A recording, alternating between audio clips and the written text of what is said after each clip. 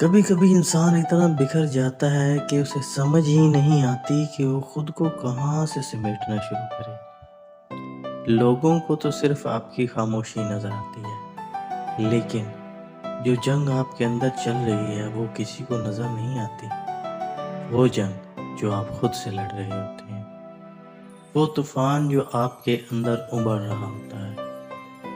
और फिर किसी तूफान के बीच में एक लम्हा ऐसा आता है जब आपकी ज़िंदगी खुद को एक नया रास्ता खोल कर देती है।